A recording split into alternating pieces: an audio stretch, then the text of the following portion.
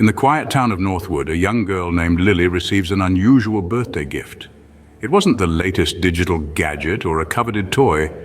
No, this was something quite different, an old-fashioned dollhouse, a grand miniature mansion, the craftsmanship of which was undeniably exquisite. The dollhouse was an uncanny reflection of Lily's own home, down to the last detail. The exterior was a replica of her quaint two-story house, complete with the same red brick facade and white picket fence.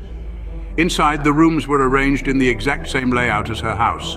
The furniture, the wallpaper, even the tiny framed photos on the dollhouse walls, all mirrored her home with an eerie precision.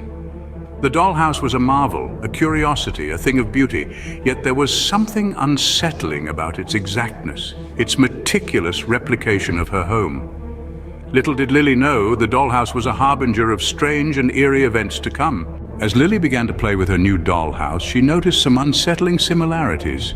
Every doll, every piece of furniture, every tiny accessory was a mirror image of Lily's own world.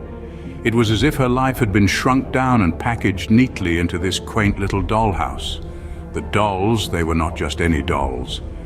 They bore an uncanny resemblance to her family. The father doll with his thick beard and glasses, the mother doll with her apron and red hair, even the little brother doll with his mischievous grin. They all were eerily similar to Lily's own family. But it didn't stop there.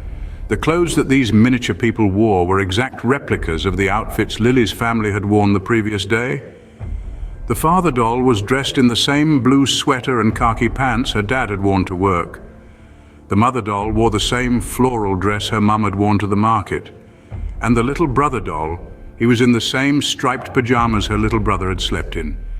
And then there was the dollhouse itself. The layout, the furniture, the decorations, everything was a perfect match to Lily's home. The tiny kitchen had the same checkered floor and the same pots and pans hanging above the island. The living room had the same worn-out couch and the same old television set. Even the tiny bedrooms had the same beds, the same wallpapers, the same toys strewn about. This was not a mere coincidence. The level of detail, the sheer accuracy of it all was far too precise. It was as if someone had been observing them, studying them, replicating their lives in minute detail. Just the thought of it sent a chill down Lily's spine. But who could be behind this? Who could have such intimate knowledge of Lily's family and their home? Who would go to such lengths to recreate their lives in a dollhouse? The questions swirled in Lily's mind, filling her with a sense of dread. It was as if someone or something was watching them. The dollhouse, however, held a dark secret that Lily was yet to uncover. As days turned into weeks, Lily found herself more and more engrossed in the world of the dollhouse. But it wasn't long before something peculiar started to happen. Lily began to notice the dolls changing positions on their own. She'd leave the room for just a moment and return to find the dolls in entirely different places than where she'd left them. At first, she shrugged it off, attributing it to her forgetfulness. After all, she was a child with an active imagination. Yet, these seemingly insignificant changes started to mirror her reality in an unsettling way. One day she noticed that the doll representing her mother was lying on the dollhouse floor, its porcelain face turned towards the ceiling. Later that day, her mother tripped over a loose rug and fell, echoing the doll's earlier position. Another time, she found the doll-sized book that usually sat on the miniature library shelf lying on the dollhouse's floor. That evening, she discovered her favorite book, The Chronicles of Narnia, misplaced from its usual spot on her real-life bookshelf. Every time the dolls moved, something in Lily's life echoed it. It was as though the dollhouse was predicting, no, dictating the events of her life. These eerie similarities sent a shiver down Lily's spine. She began to realize that the dollhouse was far from an ordinary toy. It was a harbinger, foretelling the events that were about to unfold in her life. It wasn't just a place for her dolls to reside. It was a window into the future, a silent observer that knew more about her life than she herself did. The realization hit her like a ton of bricks. The dollhouse wasn't just a toy, it was a prophecy. And with that thought, Lily found herself caught in a web of fear and fascination, unsure of what the dollhouse would reveal next. She couldn't help but wonder, what dark secrets did the dollhouse still hold? What grim prophecies were yet to be unveiled? The dollhouse wasn't just a toy, it was a prophecy. As the occurrences grew stranger, so did the feeling of being watched. An uncanny sensation creeped into the corners of their home, a chilling whisper that seemed to echo from the walls themselves. This wasn't just a child's imagination running wild, for even the adults began to feel a strange presence, a silent observer lurking in the shadows of their home. Lily and her family, once the joyous occupants of a warm, welcoming abode, now found themselves in the grip of an eerie unease. The nights were no longer filled with the comforting hush of a sleeping house, but rather a symphony of unexplained sounds.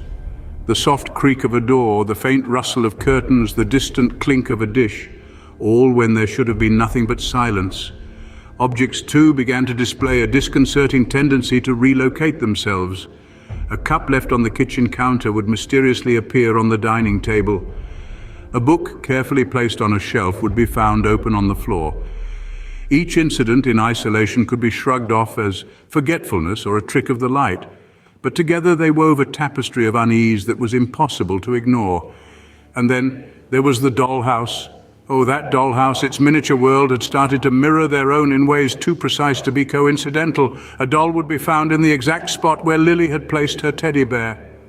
A tiny teapot would be in the same position as their own kettle. It was as if the dollhouse was not just a toy, but a reflection, a mirror image of their lives, with an unseen puppeteer pulling the strings. The line between the dollhouse and reality started to blur. The family could no longer distinguish where one ended and the other began. They were left wondering, were they living their lives or merely acting out a script already written in the depths of the dollhouse? But things took a sinister turn when the dollhouse began to predict more than just minor mishaps. The dollhouse, which was once seen as a mere child's toy, started to transform into a harbinger of doom. It started to mirror more than just the trivial occurrences of life. The little plastic figures and tiny wooden furniture began to paint a grim tableau of events that sent shivers down the spine. One day, the tableau showed a terrifying car accident. The little plastic figure that bore an uncanny resemblance to Lily's dad lay sprawled next to a crumpled miniature car. The family dismissed this as just a morbid imagination of a child. But the very next day, they received the dreaded phone call. Lily's dad had been in a terrible accident. The coincidence was too uncanny to be ignored. The dollhouse had predicted this. Fear started to creep into the hearts of the family. But the dollhouse didn't stop there. It continued to predict even more ominous events. The next tableau was a kitchen in flames, tiny plastic flames engulfing the miniature stove. The family was on high alert. They double-checked the gas, the electrical appliances, everything. But one small oversight, a cloth left too close to the stove, and their kitchen was in flames, just like the dollhouse had foretold. Panic started to set in. The family was living in fear of their own home, their own belongings, and their own lives. The dollhouse, once a source of joy and fantasy for Lily, had now become a nightmare. It was as if they were living in some twisted reality, where a child's toy held the power to predict their fate. Every morning they woke up in terror, dreading what new horror the dollhouse would reveal. Every event it predicted happened in their lives, as if they were just characters in a play and the dollhouse was the director. The dollhouse was no longer just creepy, it was deadly. And then the dollhouse showed something that sent chills down Lily's spine. Imagine, if you will, the shock that consumed our young protagonist. Upon her routine check of the dollhouse, an unnerving sight greeted her. The miniature figures, her family, were sprawled out in the living room. These once cheerful dolls now appeared lifeless, their painted smiles a stark contrast to the grim scene. And there, towering over them, was a figure she'd never seen before, a doll. Unfamiliar and menacing. It seemed to be the puppeteer of this horrifying tableau. Its cold, unblinking eyes bore into Lily, its presence casting an ominous shadow over the scene. The dollhouse, once a source of joy and imagination, had now become a foreboding oracle, its scenes no longer mere child's play but a terrifying prophecy. Was this a prediction of the future or a threat? Only time would tell.